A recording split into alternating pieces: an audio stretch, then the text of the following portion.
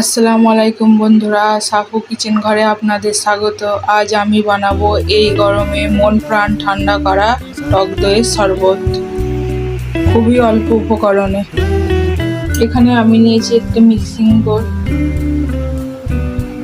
আমি এখানে 250 গ্রাম টক দই নিয়েছি।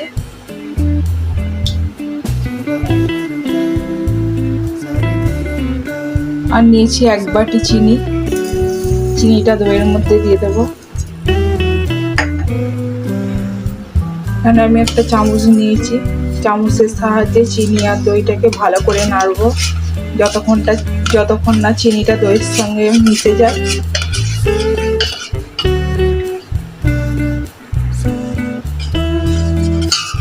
চিনিটা আমার দইয়ের সঙ্গে ভালোভাবে মেশানো হয়ে গেছে। এবার এর মধ্যে দিয়ে দেব পরিমাণ মতো জল।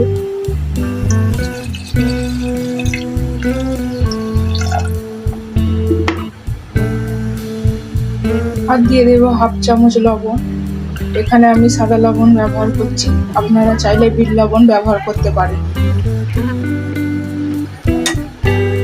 আর দিয়ে দেব 1/2 চামচের মতো জিরের গুঁড়ো। দিয়ে ভালো করে এটাকে গুলে নেব।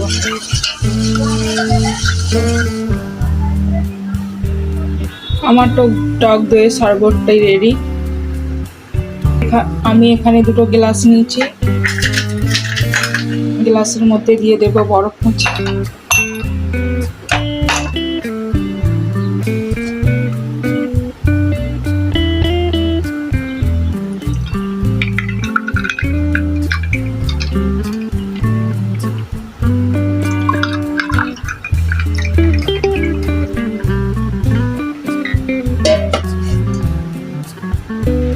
আমি যেভাবে শরবতটা বানালাম আপনারাও এভাবে বানিয়ে খেয়ে দেখুন, খেতে লাগবে দারুণ।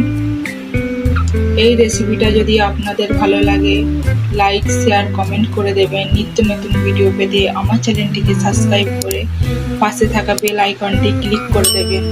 সুস্থ থাকুন, ভালো থাকুন, দেখা হচ্ছে নেক্সট ভিডিওতে। টাটা বন্ধুরা।